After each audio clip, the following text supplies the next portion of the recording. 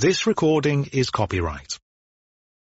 In the IELTS test, you hear some recordings and you have to answer questions on them. You have time to read the instructions and questions and check your work. All recordings are played only once. The test is in 4 parts. Now look at part 1. You will hear a telephone conversation between a man who is looking for a summer job as a fruit picker and a woman who owns a farm. First, you have some time to look at questions 1 to 3.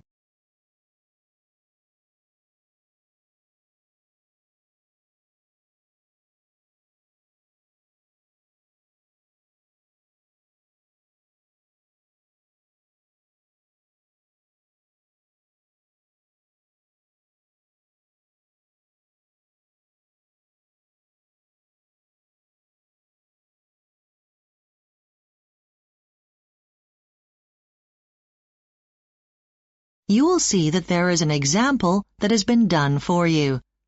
On this occasion only, the conversation relating to this will be played first. Manor Farm, hello. Hi there. I'd like to apply to do fruit picking this summer. Oh, hello. I'm Mrs. Chandler. My husband and I own Manor Farm.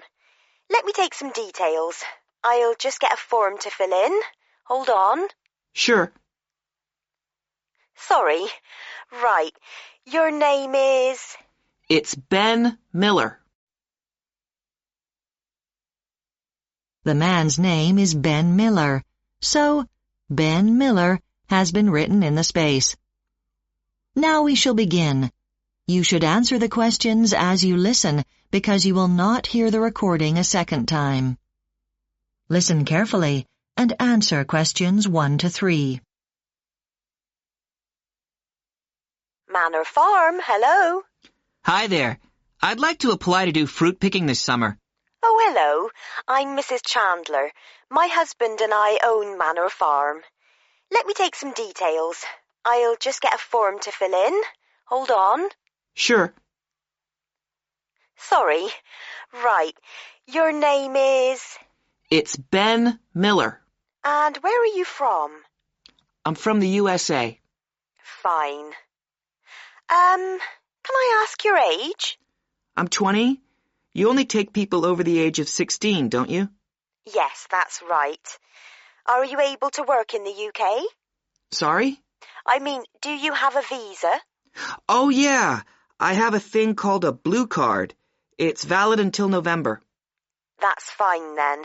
We'll need fruit pickers from the middle of June until the end of September. What's your availability? When can I work? I'd like to do July, August, and September, and could do October if there's any work then. Okay. Did you find out about us through our website? That's right. It's much easier than going through an agency. Before you hear the rest of the conversation, you have some time to look at questions 4 to 10.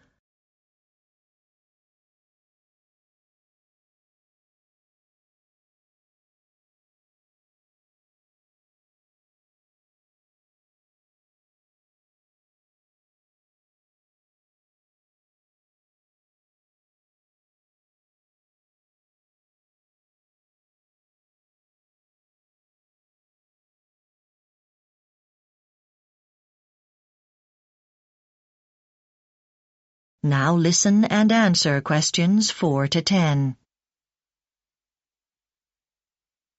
I see you need most pickers in September for apples and pears, but the whole picking season can last about 16 weeks. Well, yes, but it's a question of the weather. That determines how much fruit we grow, of course. That's why I can't give you exact picking dates now. I see. Oh, well, no problem. Can you tell me what pickers earn? Well, that depends on age. The rate is £4.50 an hour for the under 18s, but as you're over 18, it would rise to £5.60 an hour. Uh-huh. Your website says that you don't provide accommodation for pickers, so I guess I should arrange that in advance. Yes, There is no accommodation on the farm, but there is a campsite about 15 minutes away. Is that walking distance? What do you think? No, maybe I should bring my bike to get around. Yes, we always recommend that. Some pickers bring a car, but then find the roads rather narrow, and the bus is very infrequent. Do you have any questions? I know that fruit picking is hard work, but is there anything special I need to bring with me? Well, firstly, documentation is extremely important. We will need proof of age, so we'll expect to see your passport. Pickers without one won't be allowed to work. Oh, even if their age is written on their driving license? Sorry, a driving license isn't suitable. Fair enough. I guess some lunch is provided for all the hungry fruit pickers. I'm afraid not. You'll need to bring your own food for lunch and, more importantly, enough water to last a full day. It can get very hot, so drinking is vital. Right, like back home. Okay, well, thanks for all the information. What happens now? Well, I'll post a contract to you. That is the end of part 1. You now have some time to check your answers.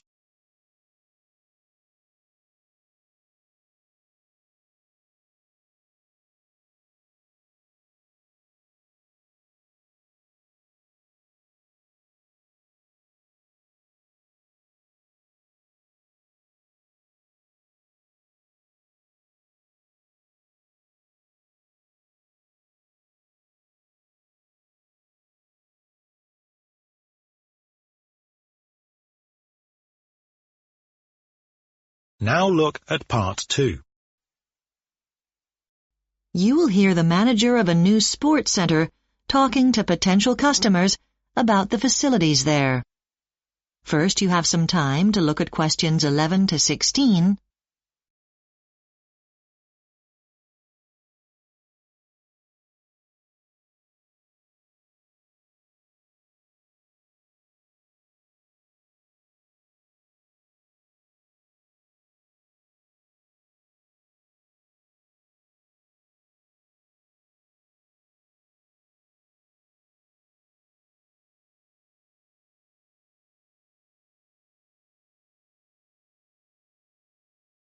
Now listen carefully and answer questions 11 to 16.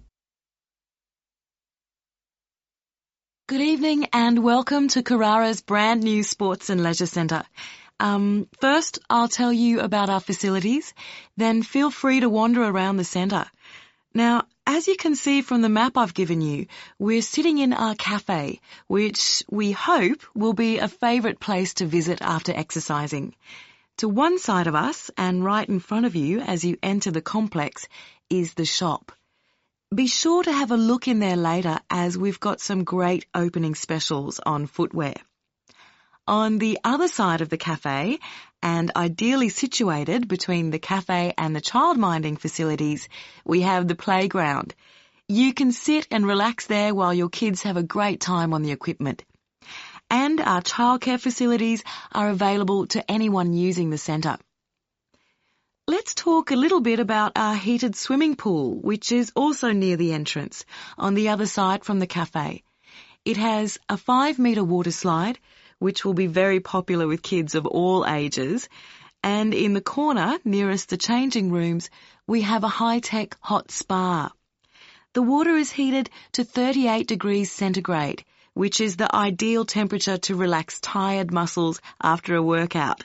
So, where can you do these workouts? Well, we have a large weights room located at the cafe end of the administration block. In the weights room, you'll find all the latest equipment. We also have trainers there who can put a program together for you. Another place to get a good workout is in the gym, which is shown on the map to the right of the changing rooms. There will be all sorts of classes offered there. Our aim is to provide all your exercise and recovery needs. So, as well as the spa to help aching bodies, we also have a special area for massage. It's in the funny-shaped room close to the administration area. Its distinctive shape has already led to the nickname of the Bullet Room. We'll be offering Swedish and Chinese massage there, and we'll offer physiotherapy in the future. Before you hear the rest of the talk, you have some time to look at questions 17 to 20.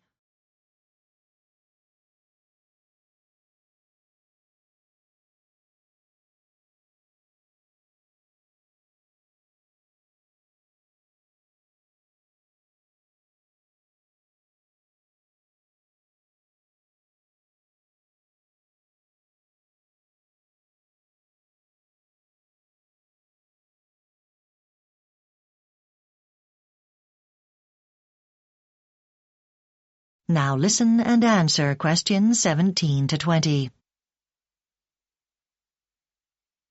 Now, let me tell you something about our different memberships. Firstly, we offer different types of membership to cater for different needs. If you are a fitness freak, then choose our all-in membership. This gives you access to everything in the centre, all the classes and sports. It's usually our most expensive option. But for a short time, we're offering 12 months for the price of 9, which is a huge saving. If you prefer just the gym classes, you may want to consider the gym and weights package. It works out at $10 a week, which is good value. If you just want to swim, then we recommend getting a Swim Plus membership. With this, you have unlimited use of the pool and spa. The other package we've reduced for this month only is the off-peak. This is aimed at people who are happy to come at less busy times. And finally, we have the family pack. We believe in keeping the whole family fit and healthy, so this package works out cheaper than buying it separately. Your flyer has details of all the prices. So, anyone who signs up for a new membership tonight will receive 2 fantastic presents from us. We wanted to make these rewards something different from the norm. We could have just chosen a towel for you to use in the gym or some clothing from the shop, but we wanted to show our appreciation by giving you something special. So not only are we going to give you a voucher for a session in our massage centre, a great way to unwind after your workout, but you'll also get this great device that measures your heart rate. And finally, just for turning up tonight, we'd like to give everyone here a drink bottle to take away with them. That's all I wanted to say. That is the end of part 2. You now have some time to check your answers.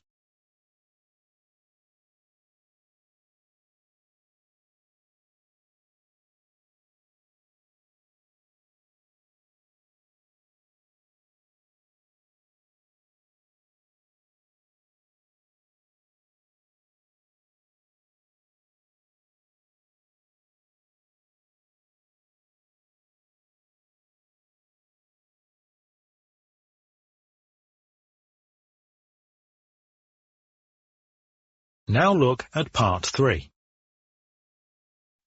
Following instructions from their tutor, you will hear 2 economics students called James and Anna discussing a recent survey about the cost of buying a house in New Zealand.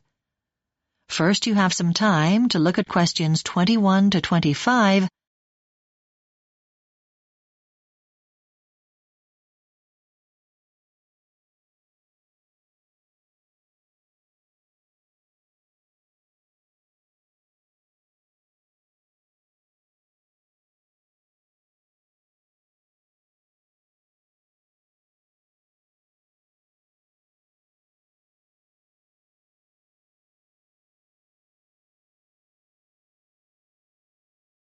Now listen carefully and answer questions 21 to 25.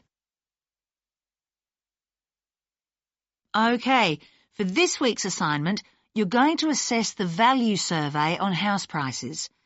What were the survey's findings? Was it a reliable survey? Work in pairs, discuss what you've read, and generate some ideas for the assignment. All right. Shall we work together, Anna? Sure, James. So, first, how did the value survey actually measure the cost of houses? Because there are lots of ways of calculating it. Well, it looked at all houses, didn't it? New and old. So it started with average incomes across the whole workforce and then worked out house prices in relation to that. I mean, to what people were earning. So it's about affordability, what people pay in real terms. But there's no information about the size of a house a typical family can buy. No, that's a limitation. OK, then in the assignment we should give some background. I mean, what's different about the value survey? Yeah, there's lots of these surveys every year. Value is actually one of the newer ones, but it stands out because it gives figures for a range of the largest urban centres, which none of the others do. OK, good point.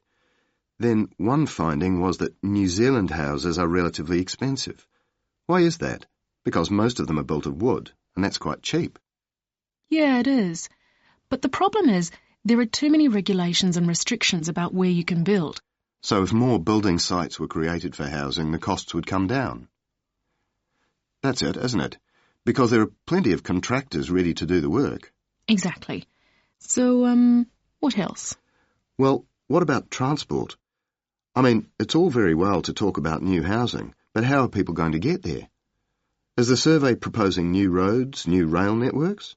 It should be a coordinated approach. Yeah, but the survey didn't mention it. It's a missed opportunity because a commitment to funding public transport from the outset would improve air quality in our cities. True. OK then, the next survey, what can we expect? It'll look at all the same places, right? Exactly the same.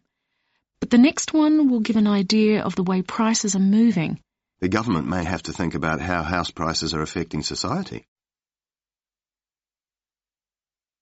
Before you hear the rest of the discussion, you have some time to look at questions 26 to 30.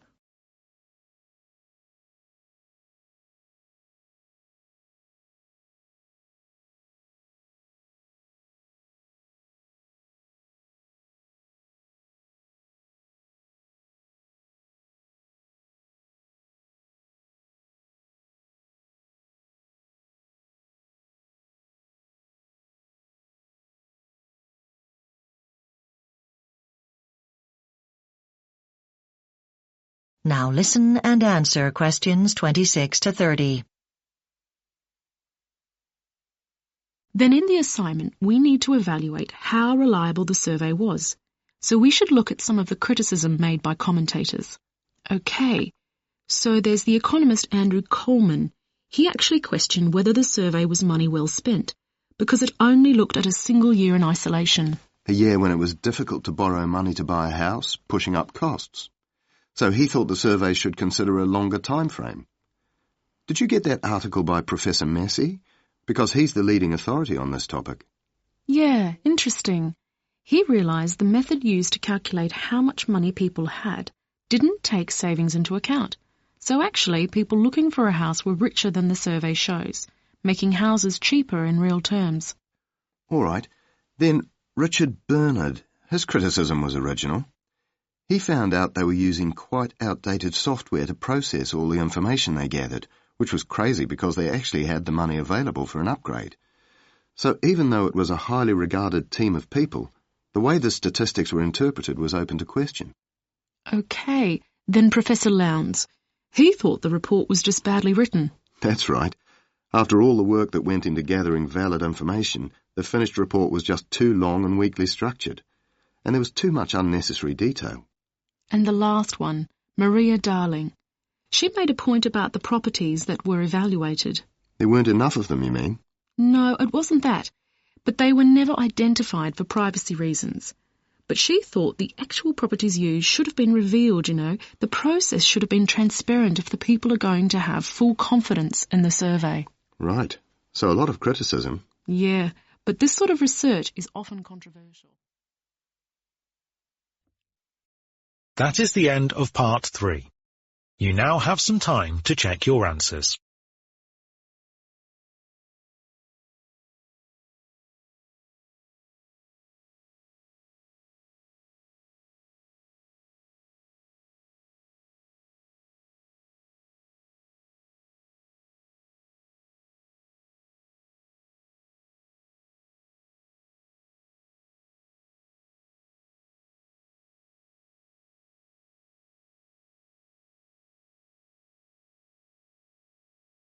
Now look at Part 4.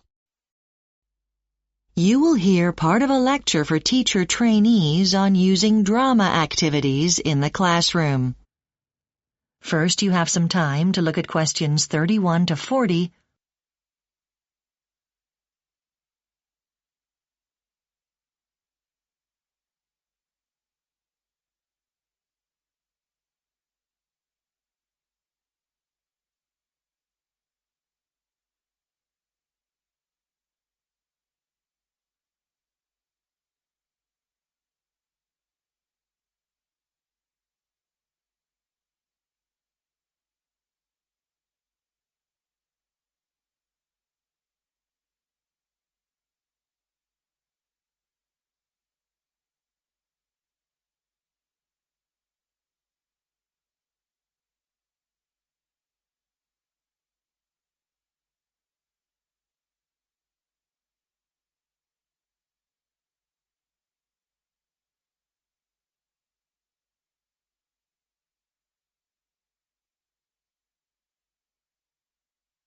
Now listen carefully and answer questions 31 to 40. So now we're going to look at some of the reasons why it's beneficial to include drama activities, such as role play, in your teaching practice in a range of subject areas. There's a lot of evidence to show that drama helps a child's personal development. Firstly, creating the space for children to express themselves freely in a group situation helps to give them confidence in their own opinions and ideas. And, of course, drama activities can work especially well for shy or introverted children who usually don't participate in other types of classroom situations. Secondly, unscripted improvisation activities where children work from their imagination, if done in a supportive way, give children the opportunity to gain experience in taking risks and encourage them to say things that they might normally be afraid to say. Drama can also support the child's educational development. For example, the emphasis placed on cooperative activities in drama means that group members must learn the value of listening to one another. Being involved in any sort of performance which relies on everyone working together and playing their part also helps children to be responsible, not only for their learning, but for their general behavior. These are just a couple of ways in which drama can benefit a child's learning.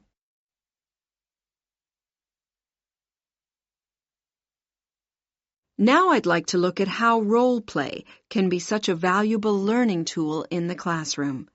The value of role play for children who are having difficulties as a means of therapy is now widely accepted. The experience of doing a role play where children act out aspects of their own life without explicitly stating that it is a direct representation of their own experiences can help children to judge their own behavior in an objective way. One obvious example would be doing a role reversal with a bully role-playing a victim. Because this approach doesn't involve direct confrontation, it may help the bully to see his or her behavior in a different light. More generally, role play also allows the teacher to explore potentially controversial or taboo subjects in a safe setting in which children feel at ease. It's obviously essential for children to feel they won't be criticized or judged for voicing certain views. Getting children to examine their thoughts and opinions carefully can lead to a deeper self-knowledge and a stronger awareness of morality. This is an important factor in developing social skills. Let's look at a specific subject area now and think about how drama can enrich the learning process for the study of history. Bringing characters from the past to life in the classroom by doing classroom drama activities is an easy way to improve the level of the children's participation in the lesson. So, drama in the history classroom makes for a livelier atmosphere, but getting children to reenact scenes from history can also be extremely useful, as it helps them to remember what happened and why it was important, as well as helping to bring the past alive. Another way of doing this is to ask children to find solutions to historical problems using role play. This can help to focus attention on why certain decisions were taken. For example, children can be asked to decide how best to defend their town from attack or where to build a new settlement. Okay, what I'd like to do now is to think about your next teaching practice session and in groups discuss how you would incorporate an element of drama into your lesson plan. That is the end of part 4. You now have some time to check your answers.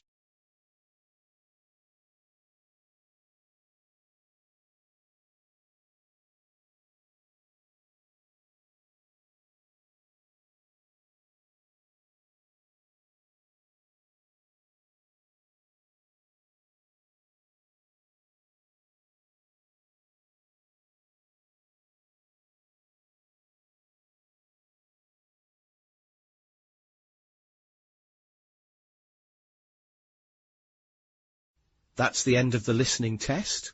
You will now have 2 minutes to check your answers.